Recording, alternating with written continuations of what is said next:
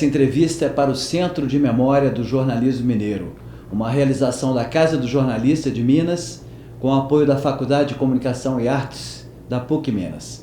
Nós recebemos aqui hoje Assir Antão, radialista, produtor cultural, jornalista e muitas outras coisas, sambista, cantor, vocês vão saber tudo nessa conversa que a gente vai ter com Assir. Assir, muito obrigado por ter aceitado o nosso convite. Alegria minha. Eu quero começar com a sua infância, lá nos anos de 1900 e... Eu nasci em 48, né? Isso. A infância que eu lembro-me dela é a partir dos 4 anos de idade, né? Eu lembro que minha avó, mãe de meu pai, faleceu quando eu tinha 4 anos de idade. Então eu tenho uma vaga lembrança dela. Eu tinha 4 anos, quando ela faleceu em 1952. Duas coisas dos meus 4 anos que eu lembro, né? A morte da minha avó, né? O meu bairro era um bairro muito sem energia elétrica, era uma verdadeira roça.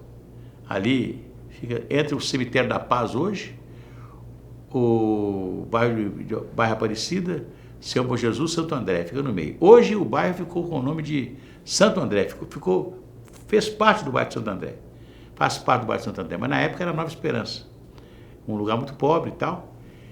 E lá não tinha luz, mas eu ficava sabendo das coisas porque o meu irmão era o mais velho, chegava em casa, meu pai trabalhava na Souza Cruz e chegava à noite e contava as novidades do dia. E eu lembro, pequenininho, que falou assim, morreu o Chico Alves, meu pai com uma tristeza tremenda, minha mãe ficou apavorada quando morreu o Chico Alves. Para mim, quem é que é o Chico Alves, né? Eu lembro vagamente disso, né? Aos 4 anos de idade. Então, eu passei a entender, não o mundo, né? A partir dos 4 anos de idade. E conhecer o mundo verdadeiramente depois que colocaram luz elétrica na minha casa. Até então, o único rádio que eu conhecia e a eletrônica que eu conhecia era na casa do meu tio. Meu tio morava ali nas proximidades da Praça 12. Na casa dele tinha luz elétrica, né? E para mim aquilo era uma novidade muito grande, porque eu saía de um lugar que não tinha luz, não tinha nada, e via uma radiola, aquela radiola alta, bonita, né? De disco 78 rotações, né? E aí eu conheci Luiz Gonzaga, porque Luiz Gonzaga, meu tio tinha a coleção de todas as músicas do Luiz Gonzaga. Aprendi tudo, pequenininho, né? E para mim, foi o meu grande ídolo de pequenininho, era o Luiz Gonzaga, a música do Luiz Gonzaga. E aí conheci o rádio assim, mas depois, lá na Nova Esperança, eu não sei se vocês se lembram, talvez vocês não lembram disso, do Rádio Galena. Alguém já ouviu falar? Nunca ouviu falar? Não conheço. O Rádio Galena, onde não tinha nada, você pegava uma pedra chamada Pedra Galena com como é que chama? Um componente do rádio elétrico, que era uma válvula? Não é uma válvula, não. Era eu esqueci o nome aqui eu sei que era enroladinho assim, você ligava e pegava um fone e ligava, você só ouvia a rádio mais forte. E a rádio mais forte daquela época era a Rádio Confidência. Não me esqueço disso, né? E quando a pessoa tinha um rádio Galena em casa, só podia uma pessoa ouvir o rádio, né? E de vez em quando a gente ia lá, porque aqui ficava dia e noite ligado, né? Eu não tinha luz. E você gostava de ouvir rádio desde criança, pequeno, então? E essa relação do seu pai com a sua mãe, eles também gostavam? Minha família toda era musical, minha mãe cantava, meu pai cantava, aquele negócio todo e tal, né? Eram cantores mesmo? Não era cantor, não. Meu pai gostava de música, contava histórias, né? Da música. Quando ele chegou para Belo Horizonte, ele era de Barra Longa, veio para cá quando tinha 17, 18 anos, né? Então eu contava, quando eu cheguei em Belo Horizonte, a música era essa, o carnaval era assim e tal, não sei o quê, essas coisas todas foram, né? Eu fui absorvendo tudo isso, né? Como história também para mim mesmo, né? E então, quando o rádio chegou em 1957, foi aí que eu fui descobrir o mundo, né? E aí eu passei a menino, porque antes eu via o serviço de alto-falante, aquilo me encantava, um serviço de alto-falante me encantava, né? E nós, na capelinha do bairro, tinha um serviço de alto-falante, né? Aquilo para mim era uma coisa do outro mundo, né? Aquele disco tocando, aquela alto-falante corneta, né? Aquela coisa. E um dia eu fui locutor da igreja, da capelinha do meu bairro, né? Você com 9 anos de idade? Com 9, 10 anos de idade eu já era locutor da capelinha, né? Já tinha uma voz mais ou menos de locutor com 12 anos, mudando, né? 12 anos, 11 anos, 12 anos, né? Aí, nessa época, quer dizer, eu fui aprender, aí eu fui o grande ouvinte de rádio, porque logo meu pai comprou um rádio, e aqueles rádios que você ouvia, a Rádio Nacional do Rio de Janeiro, você ouvia Rádio Record de São Paulo, você ouvia Rádio Tupi de São Paulo, Tupi do Rio, você ouvia Rádio Mauá, você ouvia as grandes emissoras do Brasil e as emissoras de Belo Horizonte também, né? Porque você ouvia os grandes cantores da época nas emissoras de rádio do Rio de Janeiro e de São Paulo, né? Então, eu fiquei muito íntimo do rádio, né? E sempre procurando o microfone, né? Ainda garoto, a gente fazia coisas lindas como teatro infantil. As minhas brincadeiras, enquanto todo garoto gostava de imitar um cowboy, né? Colocar um revólverzinho de lado, né? Brincar de artista. Aqueles filmes de faroeste, né? De faroeste. Eu nunca não gostava disso, não. As minhas brincadeiras era brincar de tocar disco, cantar, né? Fazer programa de rádio. O que eu fazia? Eu pegava aquelas latinhas de massa de tomate assim, furava ela toda furadinha, e não tinha fio, né? Pegava cipó, punha um cipó assim, colocava num pau e tal, fazia igual um pedestal de microfone, e ali eu ficava brincando o dia inteiro sozinho, né? Já era a sua veia radialista. Era veia radialista, Eu tive um problema assim muito grave, porque meu pai, quando eu comecei a estudar, meu pai queria que eu fosse contador, porque ele trabalhou na Souza Cruz muitos anos, fazia serviço de contabilidade, não era contador formado, né? Então ele queria, que talvez você vai ser contador e tal, não sei o quê. E me colocou numa escola, depois que eu fiz o primário, me colocou numa escola de comércio. A escola de comércio eu não queria. Ele pagava a mesma mensalidade na época, e eu queria estudar no colégio Anchieta, porque os colégios eram todos no centro da cidade. Nós não tínhamos colégio de bairro, né?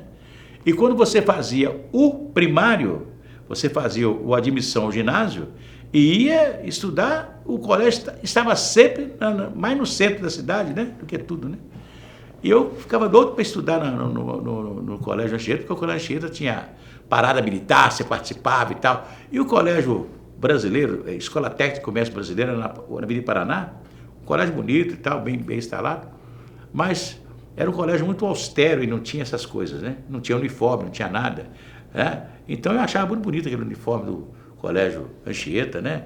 E depois, interessante, quando eu tive o primeiro emprego, meu pai, quando me viu, porque eu comecei, eu ia para o colégio, e foi uma época que eu perdi minha mãe, e minha cunhada foi morar dentro de minha casa, aquela coisa toda, então eu queria já, aquela história do passarinho, né, que é voar, né?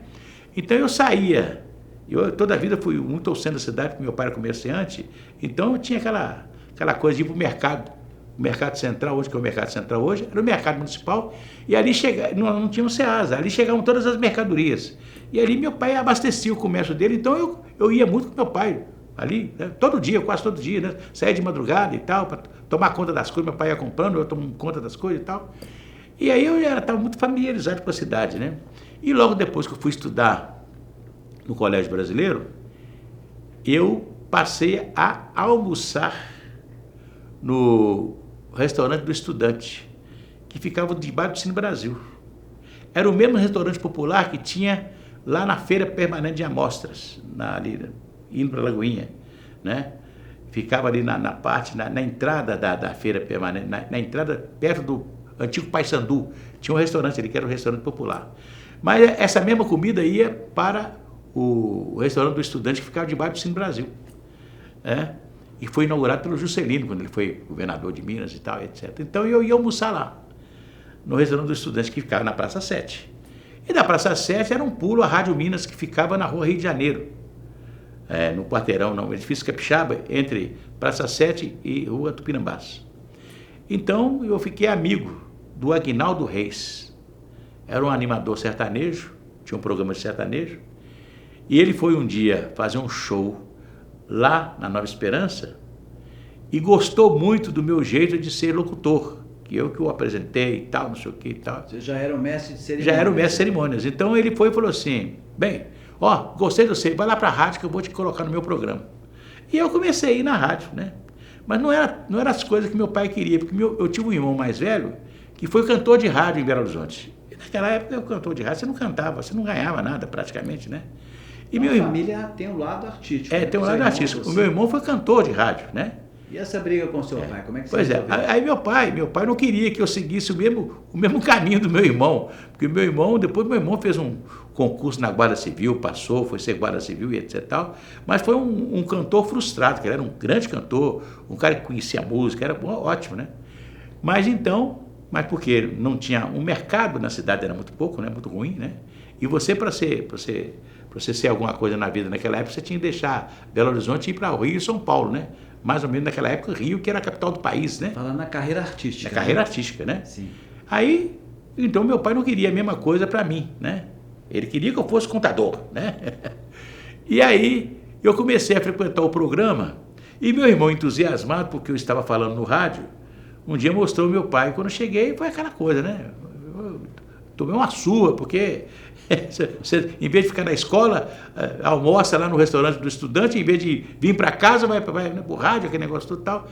Quando ele viu que eu estava nesse caminho, já era mais ou menos 1962, 63, ia para chegar aos 14 anos. Aí, o que ele fez? Ele me colocou, eu fiz 14 anos, naquela época você fazia 14 anos, tirava uma carteira de trabalho menor aprendiz, né? Punha a carteirinha no bolso e todo mundo ia ter o primeiro emprego, né? Então ele me arranjou um emprego.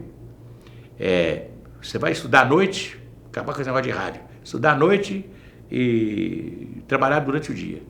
Eu fui trabalhar numa oficina, numa concessionária de caminhões, chamava Internacional, a oficina internacional chama Abrochado S.A., que era o concessionário daqueles caminhões Internacional, Avster, que eram caminhões importados dos Estados Unidos, né? Os caminhões maravilhosos. E tinha trator também. E eles foram o primeiro concessionário da Cinca Chambord, em Belo Horizonte também. E aí eu fui trabalhar lá, na oficina mecânica, para aprender alguma coisa de profissão de mecânica, né? Só que em frente tinha o Colégio Anchieta. Do lado tinha o Amadeu, a livraria do seu Amadeu. Que você era louco para Que era louco para trabalhar lá, né?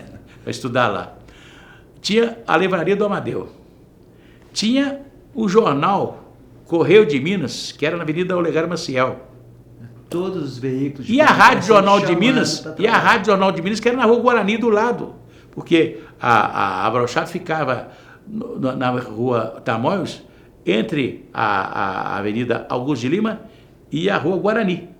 Então, do lado, antes que era o Cirilhão 13, do Ciclo Operário, ali ficava a Rádio Jornal de Minas, né? Livraria do Amadeu, que eu ia lá, o seu Amadeu ficou amigo meu, me empresta, menino, lê esse livro aqui. Aí eu li Machado de Assis, fui lendo. Na hora que todo mundo ia jogar bola, e jogava bola ali na esquina de Guarani com Tamoios, tinha um passeio imenso, o pessoal jogava bola na hora do almoço, eu ia ler, né? E ficava lendo, ia lá, o seu Amadeu me emprestava os livros e tal, e etc. E aí eu fui, mas não dava nada na oficina, né? A oficina não tinha nenhuma vocação para aquilo, né? Aí me puseram como faxineiro na loja, porque tinha a oficina, que era muito grande, uma coisa imensa, e a loja, que era na esquina, onde ficava em exposição os tratores e caminhões, né? E tinha a parte de peças e tal. Aí nós tínhamos um sistema, assim, um piso, era um piso fantástico, maravilhoso, um piso todo de mármore, e a gente era obrigado a molhar só serragem. A serragem era molhada no querosene, e aquela serragem molhada no querosene, você espalhava aquilo e depois vinha com a vassoura juntando aquilo tudo, então limpava, ficava bonito demais. Mas só que tem que, na loja, chegavam Correio da Manhã, o Globo, o Estado de São Paulo, né? O Estado de Minas, Correio de Minas estava ali do lado, Diário da Tarde, né? Chegavam os jornais, todo Diário de Minas, O Diário, todos os jornais chegavam ali todos os dias de manhã. E eu, ávido de ler, o que eu fazia? Eu parava com a vassoura, em vez de varrer, e eu ficava vendo, pegava um jornal, porque aqueles jornais iam chegando, os caras iam entregando o jornal, e eu ia recebendo, e eu queria ler os jornais, porque o noticiário estava quente naqueles dias, né? Já era a época de 64. Aí o meu chefe, chamava Bisnar, Um dia chegou, me deu um maior esporro. Pô, você fica aí lendo, qualquer hora o Brochado era o chefe maior, Alberto Brochado, doutor Alberto Brochado. Vai chegar aí e vai sentar você no colo, aquele negócio todo, aquela coisa toda. E um dia o Alberto Brochado chegou, ele fumava um cigarro de piteira, assim, era um homem esguio, muito elegante. Ele chegou, olhou assim, eu lendo o jornal, eu levei um susto, eu estava de macacão com aquela vassoura imensa limpando a loja. Quando ele falou assim, menino, tem alguma novidade aí? Foi a minha chance, né? Eu falei com ele, doutor Alberto, se eu fosse o senhor, eu guardava gasolina. Eu falei assim, por quê? Vai acontecer alguma coisa no país. E se acontecer alguma coisa no país, os postos de gasolina vão ser requisitados. Ele olhou para mim e falou assim, por que você está falando isso? Eu falei assim, estou lendo aqui. E ele era ligado, ele era da associação comercial, era ligado ao Magalhães Pinto. Então ele estava sabendo o que estava acontecendo, não é não? Aí ele falou assim, então você vai fazer o seguinte, vem cá. Aí entrou comigo e o meu chefe lá de longe, olhando, né? Nossa senhora, aconteceu o que eu não queria, né? Aí ele falou comigo assim, então vamos fazer o seguinte, a partir de hoje você lê o jornal e marca a notícia que eu tenho que ler. Já era o clipe. Já era o clipe. Que legal, hein? Que bacana. Aí eu comecei a ler o jornal. Aí eu falei assim, o senhor vai chamar o senhor Snar e fala com ele para mim, porque senão ele acha ruim comigo. Eu falei assim, chama ele lá. Eu falei assim, ô Snar, o doutor Roberto quer falar com você. Falei que você fica, não sei o quê. Quando ele chegou, ele, doutor Roberto, tudo bem? Tá. Ó, a partir de amanhã esse menino está autorizado a ler os jornais para mim. Se o senhor... Tudo bem. Então, acabou o problema. Acabou o problema. Aí o que eu fazia? Eu chegava, né? Chegava mais cedo, limpava a loja e ia ler jornal, né? E os jornais todos da época, o Correio da Manhã, que era quente na época, o Globo, né? Aqueles jornais todos e tal. E eu fazia isso, eu marcava as notícias que ele tinha que ler, entregava os jornais todos com a notícia que ele tinha que ler, eu circulava as notícias e tal. E aí, naquela era, ele mandou que eu providenciasse, tinha um posto de gasolina em frente à loja, à empresa, chamava Tic Tac, que ficava na esquina de Olegário Maciel com Tamoios, do outro lado da rua. Ele mandou que eu buscasse gasolina lá e enchesse todos os tambores de gasolina da empresa, né? Tinha uns 4 tambores, eu carreguei aquilo em latas e tal, levei para lá. E foi assim, aí um dia, depois de muitos anos, eu encontro com ele, depois de algum tempo, era a posse do Adolfo Neves Martins, na Associação Comercial, presidente da Associação Comercial, e encontrei com o doutor Alberto lá. Né? Aí ele me abraçou muito e falou assim, eu fiz você jornalista, você foi o meu primeiro assessor de imprensa. Realmente. Porque, depois a firma acabou e tudo, mas ficou. Eu sempre me encontrava com ele nessas ocasiões, ele era muito querido nos meios empresariais da cidade, né? Federação das Indústrias, Associação Comercial, me encontrava muito com ele, a gente conversava muito. Tá, aí você já estava com 14, 15 anos. E aí já estava com 16 anos, 16, 17 anos, né? Aí, oficialmente, eu tinha um amigo que me ouvia na igreja, né? E falou assim, rapaz, você é um radialista perfeito, você é um locutor perfeito e tal, não sei o quê. E eu fazia muita coisa no bairro, né? Eu fazia programa de auditório, As professoras falavam muito bem de você, né? Você então, era um menino prodígio, escola, bem, né? Na sua escola. Aí o que aconteceu? Aconteceu o seguinte, eu fui, já com 16, 17 anos, eu fui levado por esse amigo chamado Walter Kitts. Ele trabalhava na ótica Tamoio e foi amigo que o Oswaldo Faria era ótico. Antes de ser radialista, o Oswaldo Faria era ótico. E ele começou a trabalhar no rádio porque ele tinha uma ótica chamada Ótica Boa Vista. Existia na rádio Itatiaia uma figura extraordinária do jornalismo mineiro, chamado Hermínio Machado. O Hermínio Machado foi diretor comercial da rádio Itatiaia e vendeu uma cota de publicidade para o Oswaldo Faria, que tinha ótica, chama Ótica Boa Vista, na esquina de Paraná com Tamoios, ali debaixo do prédio dos sindicatos bancários, tinha uma ótica ali. Aí o Oswaldo patrocinava o programa, que era um programa, o Oswaldo gostava de Francisco Alves, Francisco Alves tinha morrido, né? Não, faça um programa, eu quero patrocinar um programa de Francisco Alves. Aí fizeram um programa de Francisco Alves, ao meio-dia, na Rádio Itatiaia, naquela época, em 1952, 53, por aí. E aí o Oswaldo Faria patrocinar o programa. Mas o Oswaldo falou assim, não, o programa não está legal, porque tinha que fazer assim. Aí o Emílio Machado falou assim, por que você não faz? Eu falei, mas eu não sou do rádio. Não, você vai fazer o programa. Do jeito que você está falando aí, você vai fazer um belo programa. E o Oswaldo começou a fazer um programa de Chico Alves na rádio. E foi assim que ele começou, né? E esse amigo dele, que era ótico igual ele e tal, eu vou te apresentar o Oswaldo Faria. E me levou lá na Rádio Itatiaia, já ali na rua Coromandel, hoje Rua Itatiaia, e me apresentou o Oswaldo Faria e falou assim, fique aqui no esporte, se vire, aquele jeito dele, né? Eu já era bom datilógrafo, né, tal. E aí começamos. E tive alguns professores, José Zanuzan, que era um grande jornalista, trabalhou nos grandes jornais do país, e foi do Jornal dos Esportes também. Então eu fiquei um pupilo do José Zanuzan, né? O Zanuzan falou assim, senta na máquina e faz essa matéria para mim. Eu comecei, e saía, né? Você foi aquele jornalista que aprendeu fazendo. Aprendeu fazendo, né? Lendo muito. Até porque na época não tinha escola de comunicação. Curso de jornalismo. Não tinha escola de comunicação, não tinha curso, né? E você tinha que fazer um noticiário. Então. Mas aí eu fazia coisas para o José Zanuzan, né? Que era o Jornal dos Esportes, a edição mineira do Jornal dos Esportes, né?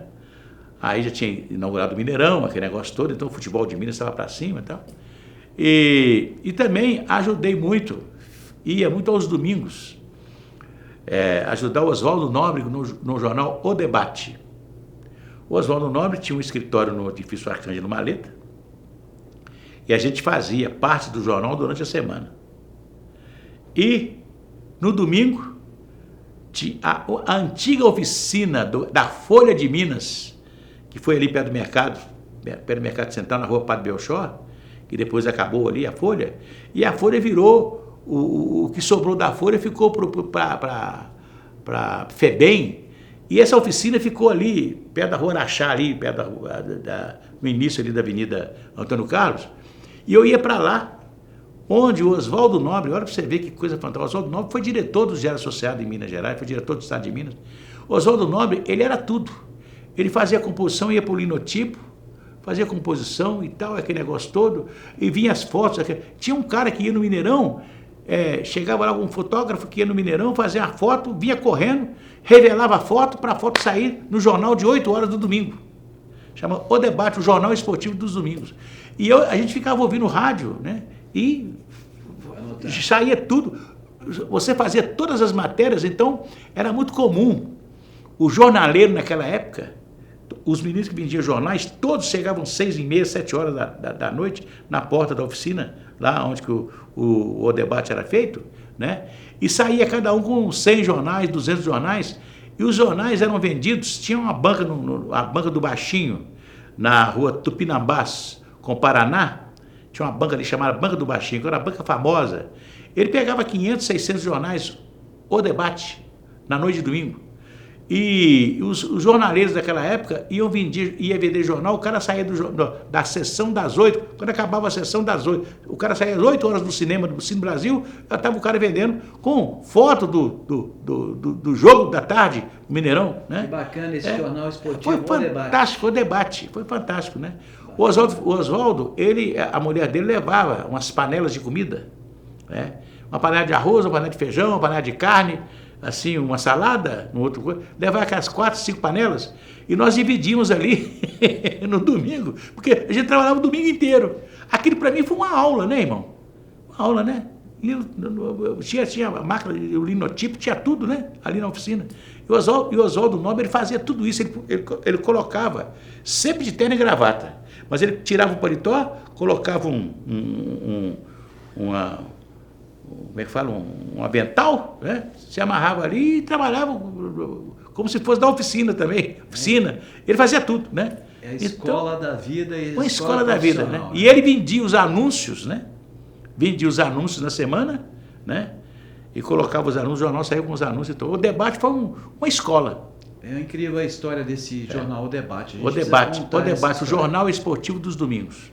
Quando o Januário Carneiro comprou o Sol, que foi um jornal feito por Zé de Araújo Cota, o Januário Carneiro, ele trabalhou com o Zé de Araújo Cota no O Diário, que o Diário Católico foi um dos maiores jornais de Minas Gerais, de Belo Horizonte, né? O jornal O Diário Católico. Então, o Januário tinha uma velha amizade com ele, com José de Araújo Cota e tantos outros, né, que trabalharam no jornal naquela época. E aí o Cota depois fez o jornal O Sol. Aí, quando o Januário comprou o Diário de Minas, ele lançou o Sol para ser domingo à noite, porque já tinha oficina, tinha tudo, né, o Diário de Minas, né, para combater o debate. Mas ninguém combateu o debate. O debate saía todo domingo, mesma coisa, sem problema nenhum. E o Oswaldo Nobre era uma figura interessante, ele saía com um monte de jornal debaixo do braço. Já leu o debate? Ele entregava o jornal para você. Sabe? Ele era assim, sabe? Mas foi uma grande escola de jornalismo mineiro. O Assir, você, na Rádio Itatiaia, nesse período aí que você está citando, você chegou a ser diretor de jornalismo, ou seja, você saiu do esporte, foi para geral. Eu fui na rádio, eu fiquei na rádio nessa época, quando eu tinha 16, 17 anos, depois meu pai adoeceu, eu tive que tomar conta do comércio dele, não pude continuar. Foi em 66, quando a rádio foi fazer a primeira transmissão de uma Copa do Mundo, foi a Itatiaia de Minas Gerais, fez em 66. E levou uma equipe que tinha J. Júnior, Cafunga, o Disseu Pereira, tinha aquela turma de esporte e a Rádio Itatiaia tinha um quilowatt só, hein? As outras tinha 25, 30, 50 inconfidência. A Rádio Itatiaia naquela época bombava, né? E aí eu não pude ficar na rádio porque meu pai adoeceu, eu tive que tomar conta do comércio do meu pai. Quando eu voltei, voltei trabalhando na Rádio Minas. Aí eu fui trabalhar na Rádio Minas, trabalhei na Rádio Jornal. Aí fui trabalhar na Rádio Jornal com esporte. E eu saía de manhã cedo, ali da Rua Guarani, com um gravadorzinho, subia a Rua Tamoios toda, saía lá no Parque Municipal, chegava no América, fazia o América, depois a pé, ia para o campo do Atlético, ali na Garbaciel. Depois do Atlético eu ia no Cruzeiro. Barro Preto. Tudo a pé. Tudo a pé. E eu lembro que, nessa época, a rádio fez uma coisa e o Raul foi contratado pela rádio para fazer um programa. Raul Guilherme Plasma, que era a grande sensação do Cruzeiro naquela época, né? O chamado goleiro da camisa amarela e tal, né? E ele fazia um programa na Rádio Jornal. E todos os dias, depois do treino, eu e ele saía correndo, dava um pique do Barro Preto até a Rádio Jornal, porque ele também não tinha carro. Nós dávamos um pique, né, correndo, para chegar na Rádio Jornal. Eu tinha que chegar antes dele por causa da resenha, né, na nossa resenha. Então, quer dizer, depois eu fui para a Rádio Minas, e na Rádio Minas foi uma outra grande escola para mim, porque na Rádio Minas eu redigia, lia, fazia reportagem. Aí era muito perto, né? Você ia na Assembleia, estava 2 quarteirões da Rádio Minas, que a Rádio Minas é na rua Espírito Santo, na rua Rio de Janeiro, entre Tupinambás e Praça 7. Eu saía dali, ia na Assembleia, que era na Rua Tamoios, né? Ou ia na Prefeitura, ou no Palácio. Então era tudo perto, né? Você ficava no centro da cidade, né? Buscando notícias e tal. E a cidade era diferente, né? Você tinha a Gruta OK, onde você conversava com os deputados, tomava um chopp, comia um quibe, ou ia para padaria Borsky, né? Ou você ia tomar um café no Café Pérola, ou no Café Nice, né? Porque a Assembleia era ali na rua Tamoios. E os deputados não tinham gabinete. Não tinha gabinete, então todo mundo ficava ali na lanchonete conversando com a imprensa, né? E assim você pegava os depoimentos. E assim a gente pegava os caras para fazer uma entrevista e tal, e etc. Assim você tem uma cobertura, um trabalho fantástico de décadas com a política mineira. Porque a partir dessa época... Você foi do esporte. O esporte foi. Do geral e também na cobertura política. Você entrevistou e cobriu governadores. Queria que você falasse um pouquinho dessa experiência dos governadores.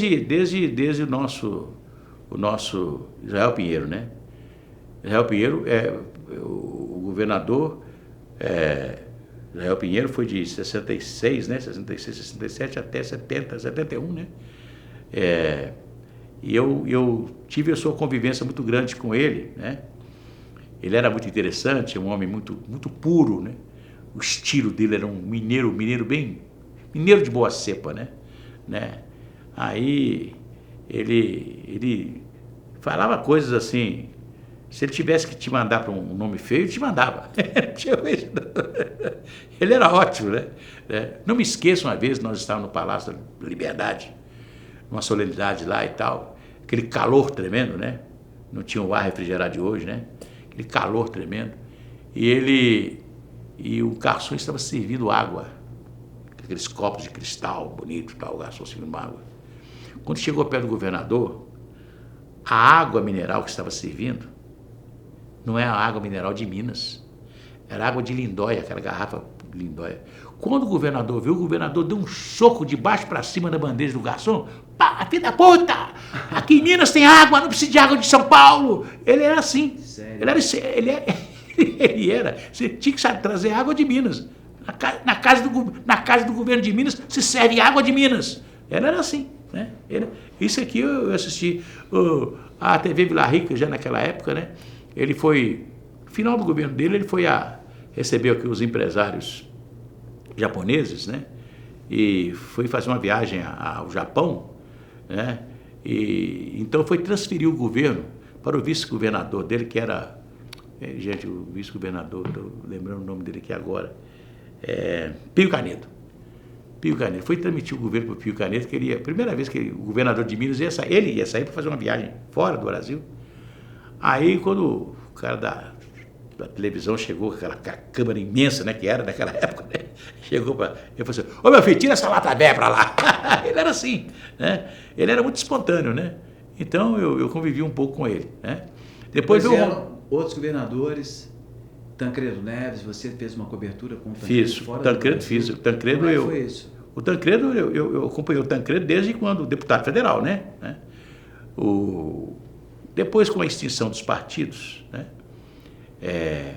Depois do processo do golpe, alguns chamavam de revolução, chamavam de golpe, aquelas coisas todas, em 66, 67, os partidos, depois da eleição do Israel Pinheiro e do Negrão de Lima, que era mineiro, né, de Belo Horizonte, e no Rio de Janeiro, era embaixador Negrão de Lima, depois das duas vitórias, porque você tinha as eleições, elas se processavam, não era tudo de uma vez só como é hoje, não.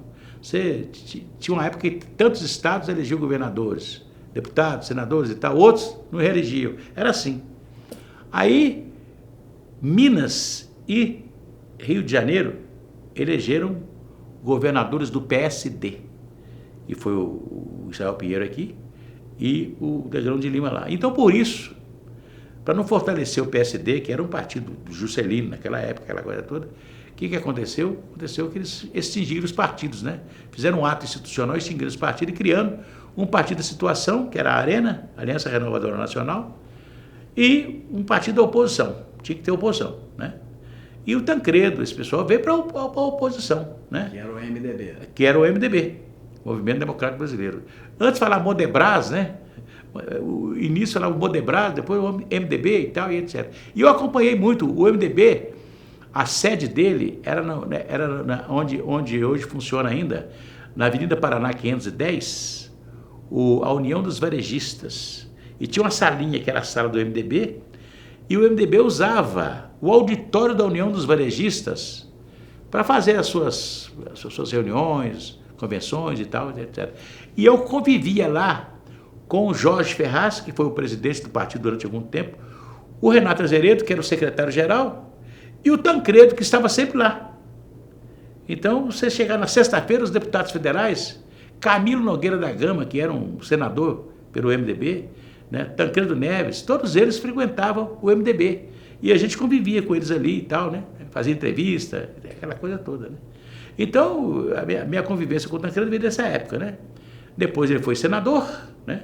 Depois da explosão do MDB em 74, teve um fato muito interessante politicamente, que foi a anticandidatura de Ulisses Guimarães, né, em 74, que teve uma explosão do MDB, que elegeu 16 senadores, que assustou o governo federal, que logo veio com o chamado pacote de abril, em 77, né, para o MDB não conquistar mais senadores, né? E aqui em Minas Gerais, em 74, ninguém queria enfrentar o Zé Augusto Ferreira Filho, que era o candidato ao Senado, que já estava disputando a reeleição. Ele ficou no lugar do Milton Campos, que havia morrido. O Milton Campos era do UDN e o Zé Augusto Ferreira Filho era do PSD, porque todo mundo foi aglomerar na arena, né? Então, ninguém queria ser candidato a senador, que ia perder Tancredo, as grandes figuras do MDB naquela época, né? Então, um prefeito de uma cidade interior, que era Juiz de Fora, o Itamar Franco, né? O Itamar Franco se dispôs a ser candidato a senador, ele não estava bem na cidade, tinha separado e tal, e queria sair da cidade, e aceitou, renunciou à prefeitura da cidade de Juiz de Fora e veio a ser candidato ao Senado pelo MDB e se elegeu em 1974. Olha aí, né? Quer dizer, o Itamar Franco, naquela coisa de criança, que você fala, fulano é rombudo, né? Aquele cara de muita sorte, é um Gastão da revista do Walt Disney, né? O Gastão tinha sorte demais, né? O Itamar Franco foi candidato, foi o senador, eleito em 74, com mais 16, eram 16 senadores que se elegeram em 74, né? E então, aí, já em 78, o Tancredo aceitou ser candidato a senador, né? Foi candidato em 78, né? E se elegeu em 78, e depois, ele veio, depois de 4 anos, ele veio ser candidato do MDB ao governo de Minas, né? E nesse período do Tancredo, o Tancredo, antes de ser o candidato, já sendo candidato à presidência, ele fez umas viagens ao exterior. Você fez essa cobertura? Fiz. Você foi com ele na comitiva? Quando o Tancredo se elegeu presidente da República, porque a oposição buscou os caminhos que o governo oferecia, que era o quê? Era o colégio eleitoral.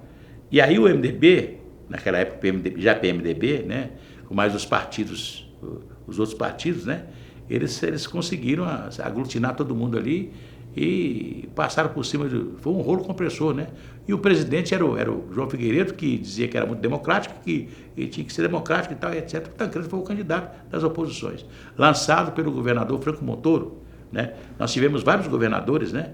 Fizeram uma reunião em São Paulo, com o Franco Montoro levou inclusive o Brizola para lançar o Tancredo. Era a nossa chance, né? E foi verdade, né? A chance. E o Tancredo se elegeu. E foi aí, a partir daí, eu ia muito a Brasília para fazer as coberturas de Brasília. Nós não tínhamos repórter em Brasília, né? E muito assim, eu vou a Brasília, aí o Sérgio Ferrara fala assim, fica no meu apartamento, o Tibau fica no meu apartamento, a Júnia Marisa fica no meu apartamento. Então, a gente ia, e a rádio quase não tinha muita despesa, a não ser a passagem aérea, né, que dava pra gente, essas coisas todas, e um dinheirinho a gente comer. Não tinha, como hoje você tem uma despesa de viagem boa e tal, etc. Naquela época não, né? E aí eu ia muito a Brasília e fazendo coberturas, etc. Tal, e sempre ligado ali ao Tancredo, aquele pessoal todo, né? Então, assim, eu acompanhei muito, né? Toda essa transição democrática que nós tivemos, né? E como é que você vê hoje o país nessa seara? Olha, eu de vez em quando eu faço uma comparação da democracia com o mercado da carne. O cara fala assim, é uma loucura, o que é isso? Carne e democracia? Eu era menino e lá no Nova Esperança não tinha açougue, porque não tinha luz. E tinha um sujeito que ficava num cavalo, com 2 latas do lado, e gritava, o carniceiro chamava Ibrahim. Aí o Ibrahim vinha com a carne e falou assim, ô Ibrahim, me dá uma carne para bife. Ele buscava assim com a mão, pegava uma carne, a pessoa, minha mãe fazia isso, pegava uma vasilha, punha a carne aqui na vasilha, aquele sangue, né, a carne ali e tal, pagava, tinha uma balancinha, o cara, né, pagava ali e tal. Depois do primeiro açougue que chegou lá, o cara embrulhava a carne aonde? No jornal, né? Depois, punha um papel de pão aqui, assim, né, embaixo, em cima, e embrulhava no jornal. Depois foi proibido o jornal. Aí era esse papel, né? Tinha um papel grosso que, quando enrolavam, por exemplo, uma carne moída, aquele papel se misturava, muito comum você comer uma carne moída, ficava um pedaço daquele papel no meio, né? Aquele papel grosso, né? Tipo um papel de pão, cheirava mal. Depois veio o plástico, hoje tudo, né? Hoje é tudo no plástico, tudo direitinho, né? Hoje não se desossa mais a carne no açougue, né? Hoje a carne já chega desossada, toda limpinha, toda... Então eu acho que democracia é isso, né? Veja bem, João Pinto Ribeiro, grande figura, gosto muito dele. Ele foi vereador e foi deputado porque colocou no poste de toda a cidade a sua propaganda. É o João do Poste. Virou João do Poste. Um dia... Que depois foi proibido. Pois é, um dia o nosso Eduardo Costa, lá da Rádio Itatiaia, falou assim, vamos fazer uma campanha para limpar a cidade, para a campanha política ser mais civilizada e etc. Tal, e o João do Poste não pôde mais usar o poste. Não é verdade? O que é isso? Isso é democracia, é redemocratização, é o desenvolvimento da democracia. Então, eu acho que nós estamos aprendendo ainda a ser democracia. Né? E hoje, tem um fato que é importante. Antes, eu era o porta-voz de muita gente. Hoje não sou mais. Porque hoje todo mundo tem voz. Hoje tem as redes sociais. Qualquer um com o seu telefone coloca a sua... Por isso que hoje nós temos um país chamado... o país está dividido. Não. É porque hoje todo mundo tem voz. Então, quer dizer, o país melhorou muito. Né? Presta bem atenção como era... Gente, o SUS é uma coisa fantástica. Né? Quando, eu lembro do Sandu. Né? Serviço médico de urgência naquela época, Sandu, né? Mas depois acabou. Né? Hoje nós temos um serviço médico no país que é uma coisa fantástica, maravilhosa. Né? Então, quer dizer, o aperfeiçoamento da democracia é uma coisa que não é de uma noite por dia, não. Eu acho até que nós avançamos muito, porque você fez uma Constituição de 88 e acabou com a polícia. A polícia era a polícia antes, né? O cara tinha medo da polícia, o bandido tinha medo da polícia. Hoje o bandido não tem mais medo de polícia. Por quê? Porque a Constituição, uma coisa que aconteceu muito, quais foram os constituintes? Foram aqueles que sofreram na mão da ditadura. Então, eles foram fazer uma constituinte que fosse uma constituinte que desse brechas, né?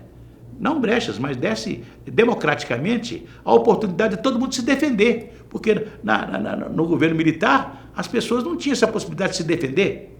Né? O cara era preso, ficava preso incomunicável, apanhava, era torturado e nada acontecia. Né? Hoje não é assim. Fizeram a Constituição, a chamada Constituição Cidadã. Só que a Constituição Cidadã, ela protege aquele que quer ter opinião, como aqueles antigos opositores da ditadura, que quando falavam alguma coisa eram presos, torturados, etc. Então essas pessoas querem ter opinião. Né? Então queriam ter uma livre opinião, liberdade de opinar.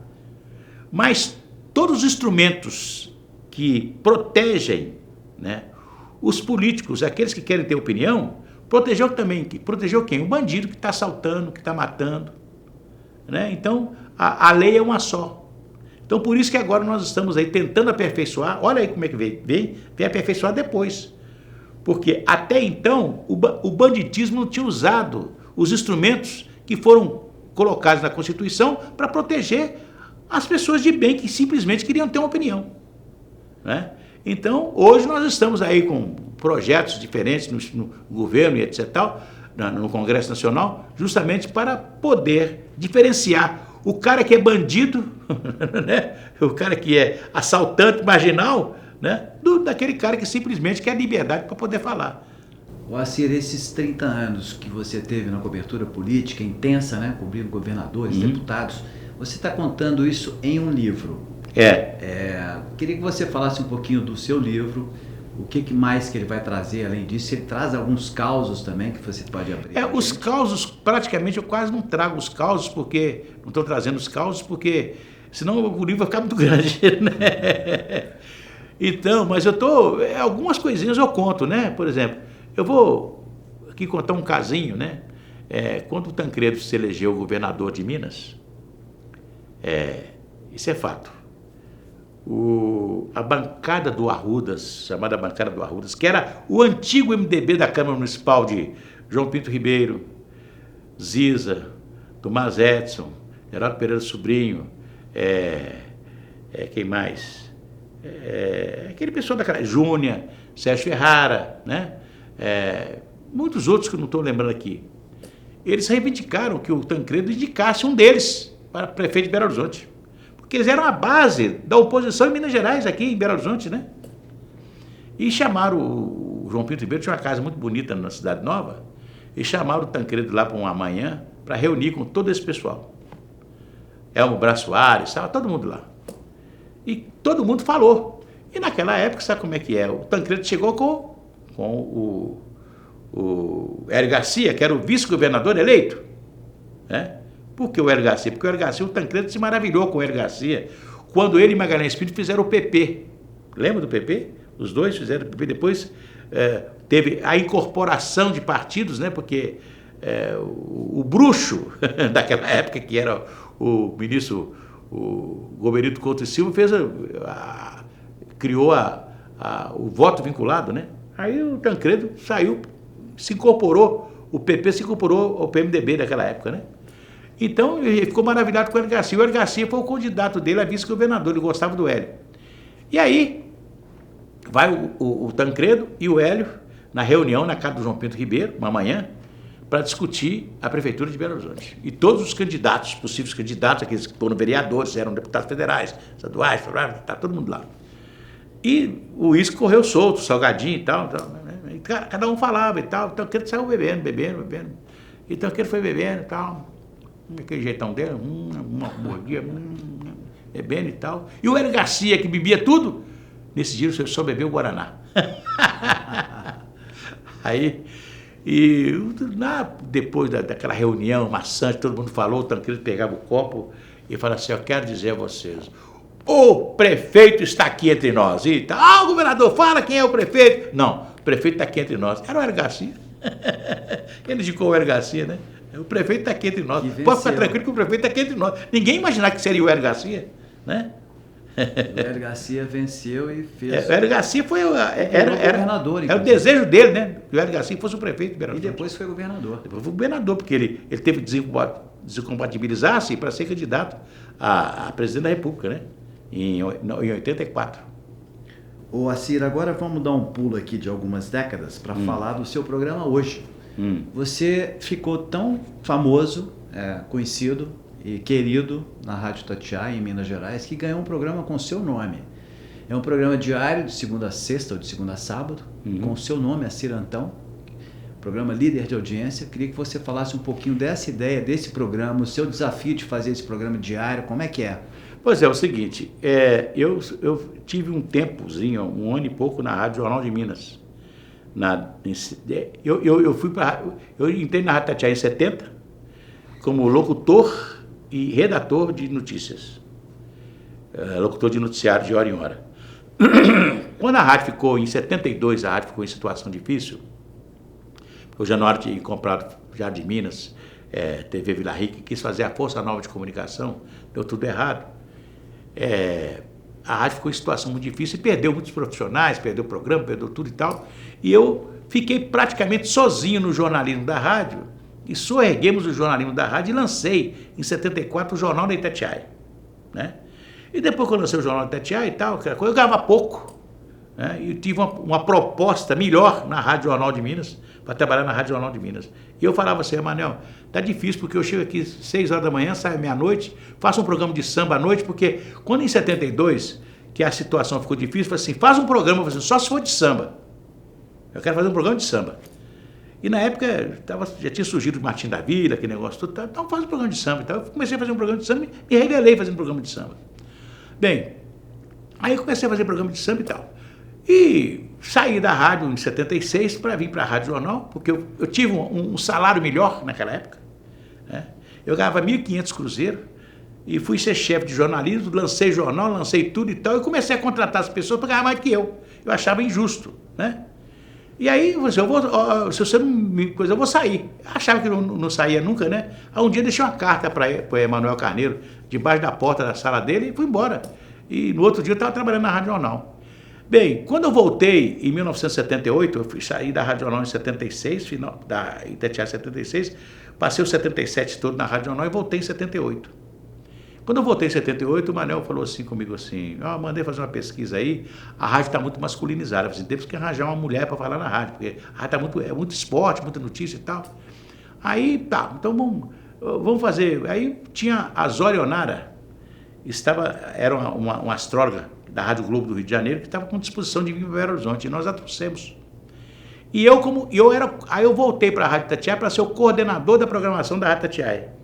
E contratamos um cara que foi o primeiro locutor colorede de Belo Horizonte, chamava Jurandir Silva, que nós chamávamos de Rei de Gana, porque quem pôs o apelido dele de Rei de Gana foi o Oswaldo Faria, que a cultura tinha... Desculpa, eu não entendi. O primeiro locutor colorete da Globo, aqui de Belo Horizonte, ele era um preto, ele fazia o Globo em 2 minutos, né? Sim.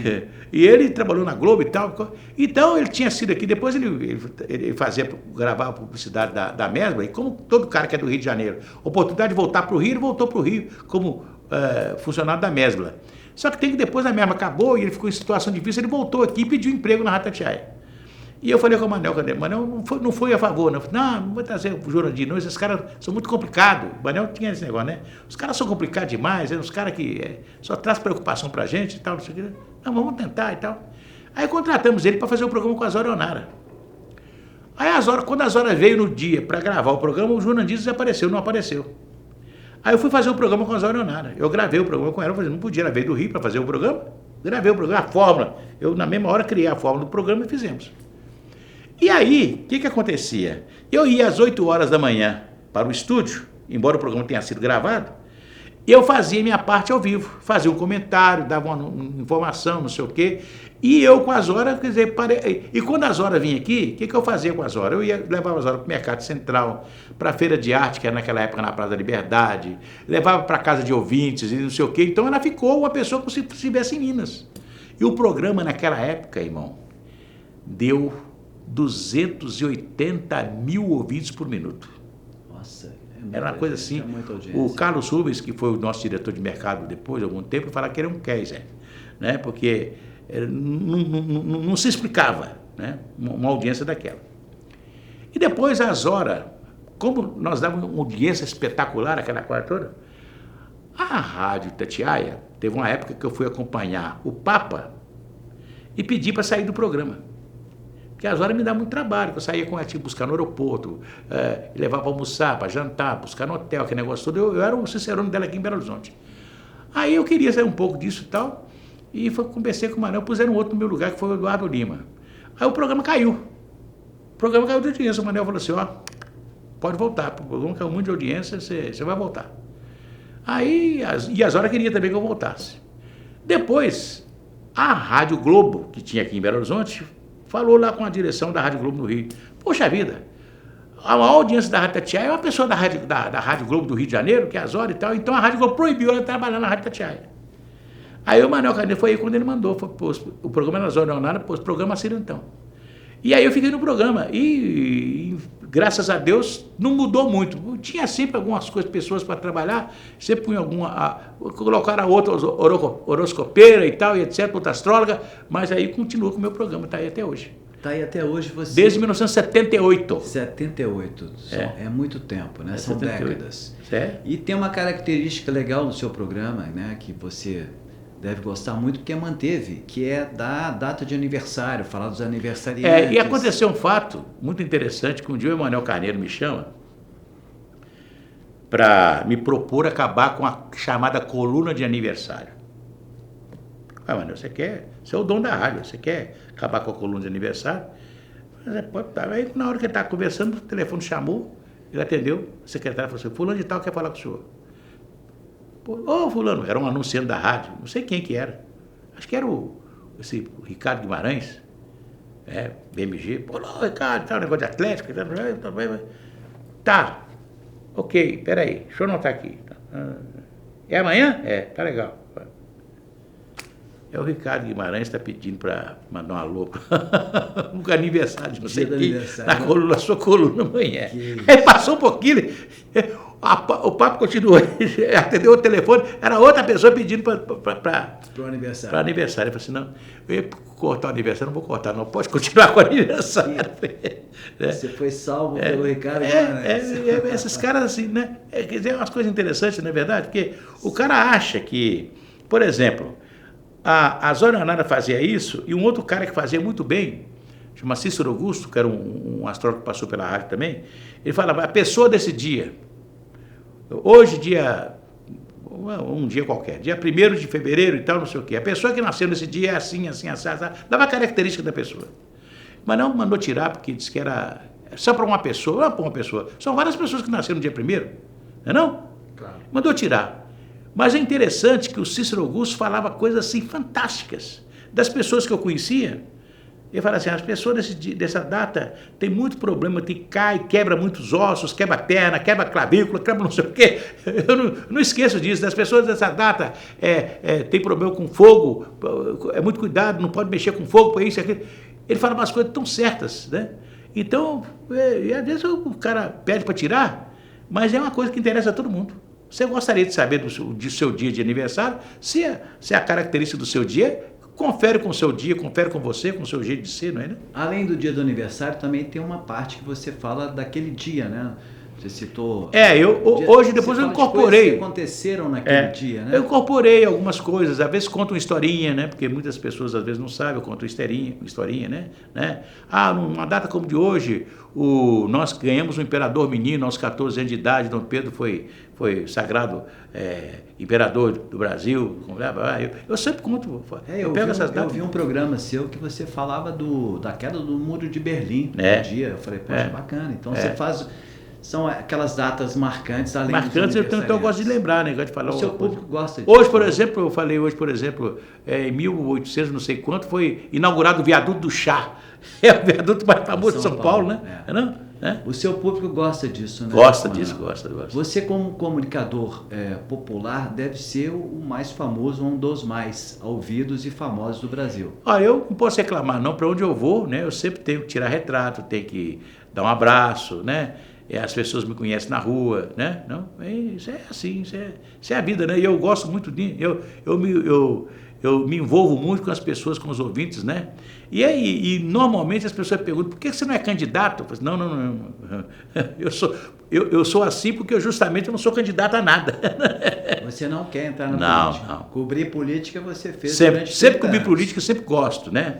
Outro dia eu falei, e hoje eles comprovaram que o Calil ia ser a opção do Lula em Minas Gerais. E essa coisa já estão conversando, né? Por quê? Porque a política ela é muito dinâmica, né? Ela de um jeito hoje, no outro dia, amanhã, as coisas mudam e etc, né? Então, eu sempre gostei da política, mas não quero ser político. E o que te motiva a ir para a rádio todos os dias, inclusive aos domingos? A gente vai falar um pouquinho agora depois do programa de domingo, mas o que te leva, depois de tantos anos, de mais de 50 anos de trabalho e tal, ir para a rádio todo dia fazer o seu programa? Olha, deixa eu te falar uma coisa, eu me levanto antes de 6 horas da manhã e tenho que chegar na rádio para o programa às 9 horas. Então você veja quanto tempo eu fico em casa, me levanto, me preparo, ouço rádio, ouço a madrugada toda, eu ouço rádio, o que acontece de madrugada eu estou sabendo, eu acordo muito cedo. Então eu vou para a rádio com maior alegria. Aos domingos, acho que é o dia que eu mais cedo levanto, porque é o dia que eu me preparo mais, porque eu fico pensando nesse programa de domingo a semana toda, né? A Hora do Coroa, por exemplo, eu a preparo durante toda a semana. Eu vou ver os artistas que fariam aniversário naquela semana, e etc, eu vou pesquisando, e não guardo a pesquisa, não. Eu jogo a pesquisa fora para no outro ano eu ter que pesquisar tudo outra vez, porque eu acho que esse é um exercício que eu faço que é gostoso. Eu adoro fazer, né? Eu às vezes entro lá no meu escritório, tem muitos discos lá, eu vou lá, fico ouvindo disco, qual música eu vou tocar, aquilo para mim é uma delícia, né? E no domingo eu saio de casa com uma maior alegria para fazer o programa, são 4 horas de programa, eu vou com maior alegria, e parece que o programa voa, os horários passam rápidos, né? Eu faço isso com todo prazer, e já são desde praticamente 78. Por que surgiu a Hora do Coroa? O Cafunga trabalhou na rádio, fazia o programa Cafunga, eu fazia um programa de samba, de domingo, de 9 da manhã, depois do Projeto Minerva, a rádio dava traço, e tinha o Nelson Carvalho, não sei o que e tal. Aí um dia o Manel, você podia fazer vamos fazer um samba com choro de manhã cedo, coisa diferente, gostoso, coisa para boteco, para isso, para aquilo. Então começamos a fazer. E depois o Cafunga saiu da rádio, quando chegava 1h da tarde, eu falava assim, agora é aquela hora que o Coroa gosta, eu vou tocar um samba da antiga. Agora é aquela hora que o Coroa gosta, vou tocar um samba da antiga. Eu tocava um Cartola, Roberto Silva, um Ciro Monteiro e tal. Aí as pessoas começam a falar assim, naquela hora do Coroa, toca pra mim na hora do Coroa. Aí eu me lembrei o seguinte, que a maior audiência do rádio do Brasil, na década de 50, até 52, foi o programa do Chico Alves, na Rádio Nacional do Rio de Janeiro, que começava ao meio-dia. E ele cantava valsas, sambas, etc. O programa dele era o programa Luiz Vassalo, ao meio-dia na Rádio Nacional, numa audiência do Brasil, né? Aí eu falei assim, gente, o pessoal gosta, domingo. Aí eu fazia de 10 até ao meio-dia samba e choro, e a partir do meio-dia a hora do coroa. O Januário Carneiro, inicialmente, falou assim, tira esse negócio de hora do coroa, o cara não vai querer ouvir porque é a hora do coroa. Eu falei assim, mas não fui eu que coloquei. Quem colocou foi o público que colocou a hora do coroa, né? E aí ele fala assim, mas você tá tocando uma música romântica, na hora um sol de meio-dia e tal. Eu falei assim, escuta aqui, se você tocar uma música do Roberto Carlos romântica ao meio-dia, é a mesma coisa tocar uma música do Orlando Silva do passado, mesma coisa, né? Só que uma do passado, outra do presente. Mas aí eu comecei, eu sei com algumas implicâncias, né, por causa da programação que eu tocava, mas eu tocava, né? Hoje já não toco mais, porque hoje a música que, por exemplo, foi gravada por um Augusto Calheiros lá na década de 20, ela pode ter sido regravada por alguém que eu toco mais novo e etc, a gravação melhor e etc. Mas eu continuo fazendo a Hora do Coroa do jeito que o pessoal gosta. E é um programa que tem muita audiência. Tem, muita audiência. Hoje, você sabe que hoje... Quantos ouvintes você tem durante o programa? O programa da manhã, de 9 às 11, dá 120, 110 mil ouvintes por minuto. E o outro dá menos. Por que ele dá menos? Porque esse horário do almoço, depois de 11 horas, né? Você tem Globo Esporte, você tem um opção de coisa nessa hora, né? Então o cara vai pro clube e tal, não sei o quê. Não é mais aquela audiência maciça dos domingos. Mas porque a audiência do rádio cai nos domingos. Mas eu continuo sendo a maior audiência. Com certeza. Vamos falar agora do Assir, sambista e cantor. Além disso tudo que você contou pra gente até agora, a gente já está com mais de 1 hora de programa. Você gosta de cantar mais do que fazer jornalismo? Não, deixa eu te contar. Eu nunca fui cantor. Mas você canta. Canto, mas agora eu vou fazer um show aí, mas é porque eu conto histórias e depois canto a música. Mas aí, em 1950, um dia, um compositor aqui, chamado Ataíde Machado, me chamou para gravar um samba dele. Eu falei, eu não sou cantor. Não, você vai gravar, você canta, eu vejo você cantando lá. E foi, gravei. Um carnaval lá de 75, 76, sei lá. Aí, eu propus ao Sesc que no centenário de Belo Horizonte, a gente fizesse um CD que o Sesc patrocinasse, com as músicas de Belo Horizonte dos anos 50 e tal, etc., dos anos 40, né? Dos compositores daquela época e tal, e fizemos uma seleção, preparamos tudo, e o Sesc falou que ia topar e tal. Eu fui pro estúdio, começamos a fazer tudo e tal. O Sesc não topou, o Sesc na última hora, nós não vamos fazer não. E era os 50 anos do Sesc, 100 anos de Belo Horizonte, 1997. Aí eu falei, o Sesc é de 47.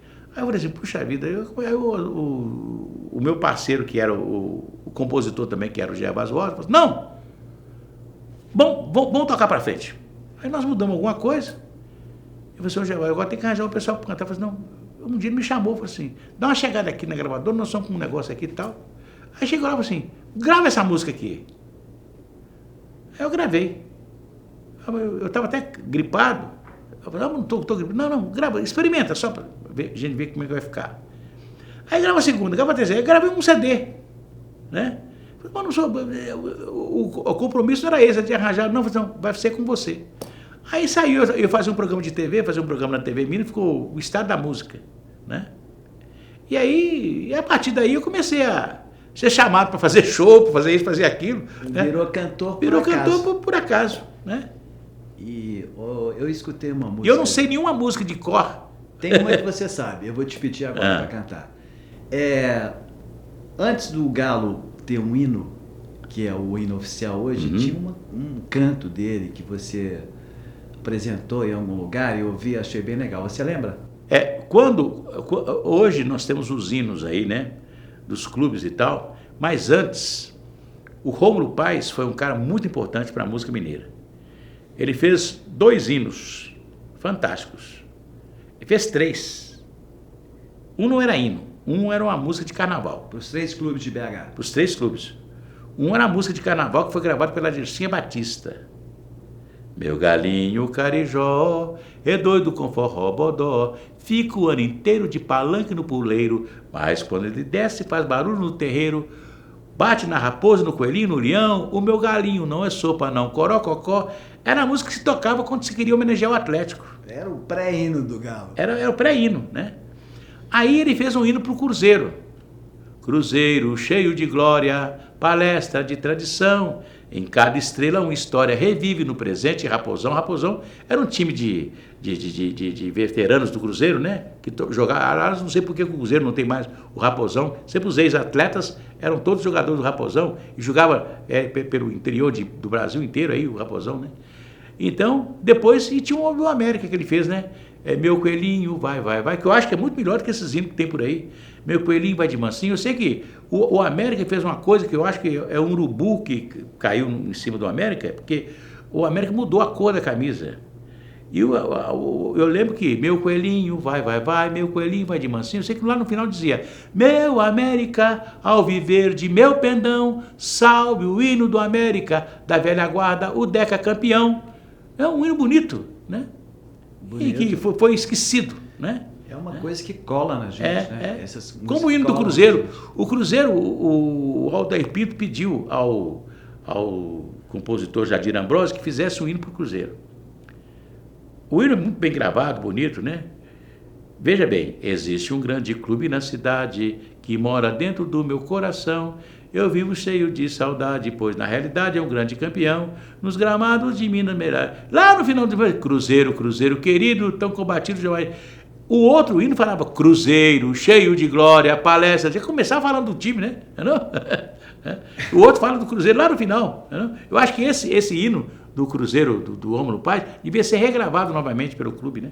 O chorinho também é uma paixão sua, né? O choro. O choro porque eu fui criado num bairro que tinha muita música. Em frente à minha casa tinha o São Amâncio, que foi o meu grande mestre, e era seresteiro. E quando eu tinha 10 anos, 11 anos, ele chegava lá, chegava meu pai e falava assim: o senhor vai me emprestar o Acir hoje? Olha, São Amâncio, com o senhor pode sair. E eu saía, para mim era uma glória, que eu ia cantar valsa com ele, nas serestas que ele ia fazer. Né? E ele tinha, na casa dele, ele tinha um regional. O pessoal fazia choro, valsa, aquela coisa. E o pessoal tocava choro e valsa, né? Todo domingo, aquele cara que reunia ali, né? Aquele sarau. Tinha um outro que fazia música sertaneja. Tinha um outro que fazia música de jazz, que era fox, né? Trombone, saxofone, flauta. Naquela época, bateria americana, já uma bateriazinha com um pratinho no meio. Então, eu fui criado no meio de música. E sempre ouvindo choro e samba, né? Seresta, né? Então, eu fui criado nesse ambiente. Talvez seja isso, né? O Washington Mello, jornalista, colega nosso, ele mandou um exemplar de um jornal. Foi feito para você, quando você fez 67 anos, chama Jornal Acir Antão. É um jornal mesmo. É um jornal, quem fez a iniciativa desse jornal foi do Hamilton Gangana, que é um grande publicitário. Uma figura extraordinária. O Hamilton está com 90 anos, até hoje escrevendo. Ele tem uma história com a publicidade de Minas Gerais imensa. Ele começou a ser, ele foi da Rádio Guarani, quando aos 13 anos, né, ele foi levado para ser ascensorista da Rádio Guarani. E agora você veja bem, esse cara foi dono de agência de publicidade de Minas Gerais, cara fantástico, maravilhoso. E ele teve ele era do Clube do Choro, e na época ele achava que o Clube do Choro tinha que fazer uma homenagem para os meus 60 anos, e fez esse jornal. E fez um jornal bem bacana que a gente vai mostrar. Mostra aqui os Beatles, 1965, depois 1970 a Copa do Mundo, a visita do Papa. É bem legal. Em 1948 o rádio, tá bem legal. Agora eu quero falar um pouquinho, Acir, da sua relação com a Casa do Jornalista, nesse período todo, nessa carreira incrível de mais de 50 anos de redação, de reportagem. Qual que é a sua relação com a Casa do Jornalista? Olha, a Casa do Jornalista foi para nós, né, do ramo do jornalismo, foi uma coisa fantástica quando ela foi lançada, o Magalhães Pinto fez a doação do terreno da Casa do Jornalista. O presidente era o nosso O Egídio de Castro Viado, foi um grande presidente da casa, do sindicato, né? Então era um sindicato com a Casa do Jornalista, né? Tinha uma diretoria do sindicato, uma diretoria da Casa do Jornalista, né? E não sei se vocês se lembram, né? Tinha a tratoria de Sartori na Casa do Jornalista. E naquela época, você imagina, né? Saía nas colunas sociais, né? Jantando na tratoria de Sartori da Casa do Jornalista, o empresário fulano de tal, ciclano. Então, a Casa do Jornalista foi o grande point, né? Do sindicalismo mineiro, quando ela foi criada e foi inaugurada, né? Então, sempre foi eu lembro muito bem que um dia eu fui fazer uma cobertura na Casa do Jornalista com uma palestra sobre o Dia Mundial das Comunicações, feita por Dom João de Rezende Costa, né? Não me esqueço, eu fiquei maravilhado com a biblioteca da Casa do Jornalista daquela época, né? E toda aquela parnafenalha que nós tínhamos naquela época, né? Inclusive com as fotos da oficina, aquela coisa toda. Para mim, foi quando eu tomei conhecimento da Casa do Jornalista, né? Eu tinha, quanto? 19 anos por aí, né? Logo quando ela foi lançada e etc, né? E aí eu tinha esse prazer, de vez em quando, juntar um dinheirinho e ir comer uma comida italiana na tratoria de Sartori, lá na Casa do Jornalista, que era um restaurante maravilhoso, né? Onde a categoria se reunia, os empresariados se reuniam, né? Então a casa foi assim uma coisa fantástica, maravilhosa. E o mais importante, no fundo da Casa do Jornalista teve uma casa da Boemia Mineira que era o Bumps, onde tinha uma noite de tango toda semana. Uma coisa maravilhosa, né? Que entrada pela Rua Espírito Santo. Assim, você pensa na aposentadoria? Olha, aposentado eu já sou. E a aposentadoria de INSS é a pior aposentadoria do mundo, né? Mas eu continuo trabalhando até hoje. Acho que enquanto eu estiver bem da cabeça, estiver com minhas condições de saúde em dia, como estou hoje, eu vou continuar trabalhando, né? Só o dia que as pessoas não me quiserem mais, aí posso ter uma aposentadoria compulsória, né? Eu acho que esse dia vai demorar a chegar, porque a história que você tem na rádio, a audiência que você tem, que você gosta de fazer, você já disse aqui o que te motiva, né?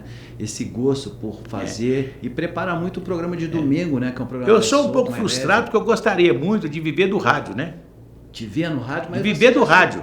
Vive. Ter um salário contingente para você poder entrar no rádio de manhã cedo, trabalhar o dia inteiro, produzir reportagem, produzir as coisas, produzir música, ficar ali enfronhado naquela produção, essa coisa toda, né? Mas infelizmente, né, a gente tinha sempre que fazer outra coisa, né, para complementar salário, vender publicidade, né?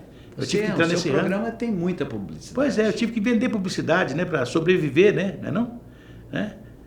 Infelizmente o mercado de Minas Gerais é um mercado ainda muito difícil, né?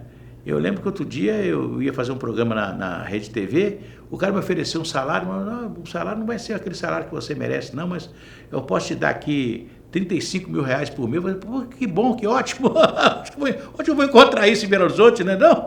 E você fez não, não cheguei a fazer porque dependia da rede toda e tal, e acabou que o programa não vingou. É um bom salário. É um bom salário.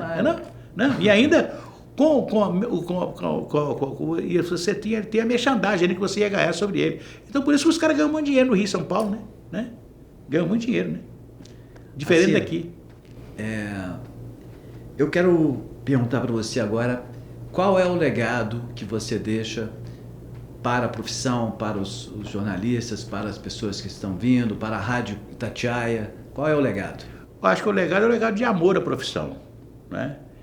É muito comum você receber jovens nas redações da rádio e etc tal, mas que o cara, quando fala assim, você vai ter que trabalhar no domingo ou no sábado, o cara já não quer.